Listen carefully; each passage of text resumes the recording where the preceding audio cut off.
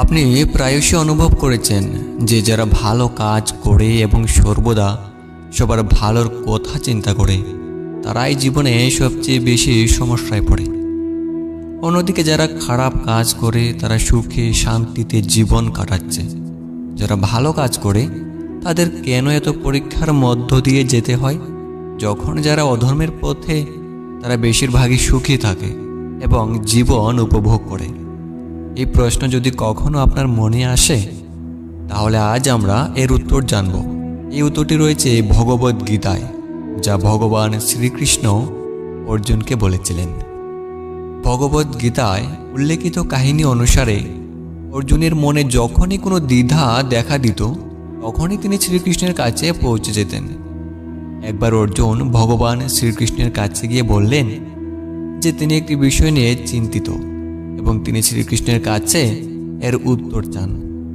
ভগবান শ্রীকৃষ্ণ জিজ্ঞাসা করলেন, কি প্রশ্ন?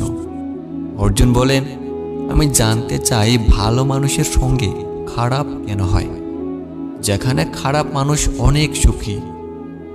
অর্জুনের মুখ থেকে এমন কথা শুনে ভগবান হাসলেন এবং বললেন, মানুষ যেমন ভাবে এবং অনুভব করে তেমন কিছুই ঘটে না, বরং অজ্ঞতার কারণে সে সত্যটা বুঝে না। অর্জুন বিষয়টি বুঝতে পারলেন না। তারপর ভগবানকে বোঝানোর জন্য অনুরোধ করলেন। তারপর ভগবান শ্রীকৃষ্ণ অর্জুনকে কি বলেছিলেন তাহলে চলুন জানা যাক। শ্রীকৃষ্ণ অর্জুনকে বললেন, পার্থ, আমি তোমাকে একটি গল্প বলবো। তা শুনলে তুমি বুঝবে যে প্রত্যেক জীব তার কর্মের ফল পায়। প্রকৃতি প্রত্যেককে তার নিজের পথ বেছে নেওয়ার সুযোগ দেয়। এখন এটি মানুষের ইচ্ছার উপর নির্ভর করে তাকে ধর্মের পথ বা অধর্মের পথ বেছে নিতে হবে। গল্প শুরু করে ভগবান বললেন, এক শহরে দুজন লোক বাস করত। একজন ব্যবসায়ী ছিল যার জীবনে ধর্ম খুবই গুরুত্বপূর্ণ ছিল। সে পুজোয় বিশ্বাসী ছিল। তিনি প্রতিদিন মন্দিরে যেতেন এবং দান দক্ষিণা করতেন। প্রতিদিন ভগবানের পূজা অর্চনা করতেন। অন্যদিকে অন্য লোকটি ছিল সম্পূর্ণ বিপরীত। তিনি প্রতিদিন মন্দিরে যেতেন, তবে পূজা করতে নয়, মন্দিরের বাইরে থেকে জুতো চপ্পল চুরি করতেন। দাতব্য ও ধর্মের সঙ্গে তার কোনো সম্পর্ক ছিল না। সময় অতিবাহিত হয় এবং একদিন প্রবল বৃষ্টি হয়। এই কারণে মন্দিরে পুরোহিত ছাড়া আর কেউ ছিল না। অন্য লোকটি বিষয়টি জানতে পেরে সে ভাবল এটাই সঠিক সুযোগ। সে মন্দিরের টাকা চুরি করতে উদ্যত হয় এবং পণ্ডিতের চোখ এড়িয়ে মন্দিরের সমস্ত টাকা চুরি করে। এই সময়ে ধর্মে বিশ্বাসী ব্যক্তিটিও মন্দিরে পৌঁছায়। দুর্ভাগ্যবশত মন্দিরের পুরোহিত তাকে চোর ভেবে চিৎকার করতে থাকে। সেখানে লোকজন জড়ো হয়ে তাকে ব্যাপক মারধর করে। কোনোভাবে নিজেকে বাঁচিয়ে সেখান থেকে বেরিয়ে আসেন ওই ব্যক্তি।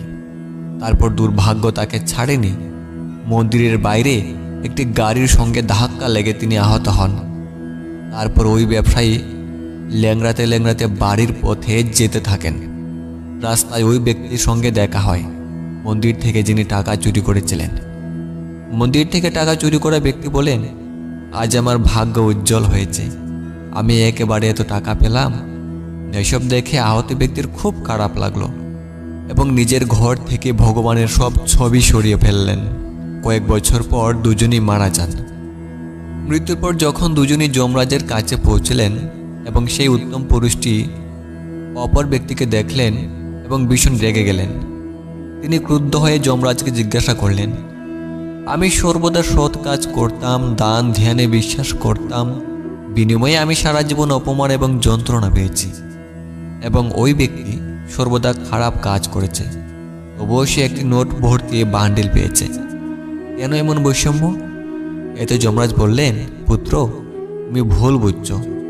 যেদিন তোমার গাড়ির ধাক্কা লেগেছিল সেদিনই ছিল তোমার জীবনের শেষ দিন, কিন্তু তোমার ভালো কাজের কারণে তোমার মৃত্যু সামান্য আঘাতে পরিণত হলো। তুমি এই দুষ্ট ব্যক্তির সম্পর্কে জানতে চাও? আসলে তার ভাগ্যের রাজযোগ ছিল, কিন্তু তার অপকর্ম এবং অধার্মিকতার কারণে সে কেবল একটি ছোট্ট টাকার বান্ডিল পেল।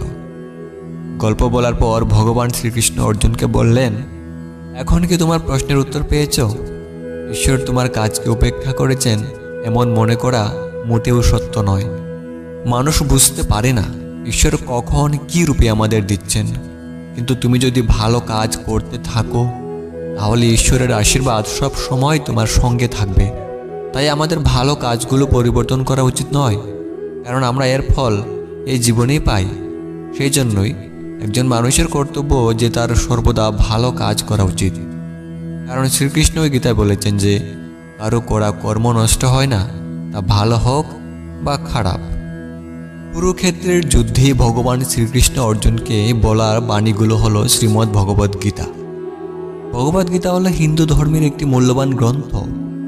ভগবান শ্রীকৃষ্ণ গীতায় বলা বাণীগুলো কলিযুগের মানুষদের জীবন ধারার সঙ্গে সম্পূর্ণভাবে মিলে যায়। যদি আমরা ভগবদ্ গীতার বাণী বা উপদেশগুলো আমাদের জীবনে অনুসরণ করি তাহলে আমাদের জীবনের সফলতা কেউ আটকাতে পারবে না। গীতায় জীবনের সমস্ত সমস্যার সমাধান বর্ণনা করা হয়েছে। তাহলে চলুন আরও কয়েকটি ভগবদ্ গীতার বাণী আমরা শুনে নেই। জন্মের সময় খালি হাতেই এই সুন্দর পৃথিবীতে আগমন ঘটে সকলের। কোনো একটি নির্দিষ্ট লক্ষ্যকে কেন্দ্র করেই প্রতিটি মানুষ পৃথিবীতে জন্মগ্রহণ করে। সেই নির্দিষ্ট লক্ষ্যটাই জীবনে খুঁজে পাওয়া প্রথম উদ্দেশ্য।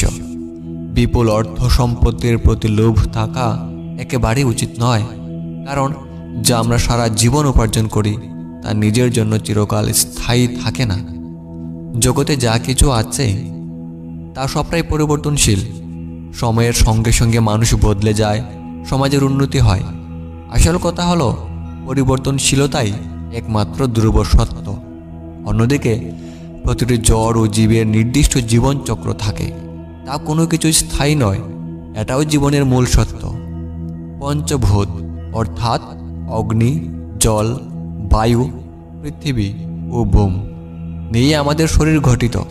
এর ক্ষয় আছে, কিন্তু শরীরের মধ্যে আত্মার কোনো ক্ষয় নেই। দেহের মৃত্যু হয়, কিন্তু অন্তরাত্মা নশ্বর, অমর।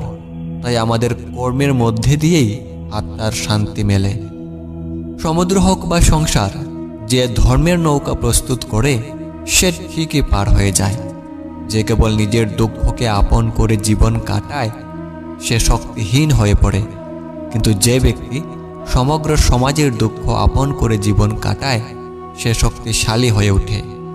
আমি কোনো জড় বস্তু নই যা আমাকে চাইলেই পাওয়া যাবে, কিন্তু যে ব্যক্তি আমাকে তার নিজের অধিকার বলে মনে করেন আমি স্বয়ং নিজেকে তার অধীন বলেই ভাবি। কেউ আমার প্রতি আপন নয়, কেউ আমার পর নয়, কিন্তু যখন ধর্ম ও অধর্মের মাঝে যুদ্ধ হয় তখন আমি স্বাভাবিকভাবেই ধর্মের পক্ষে অবস্থান করি।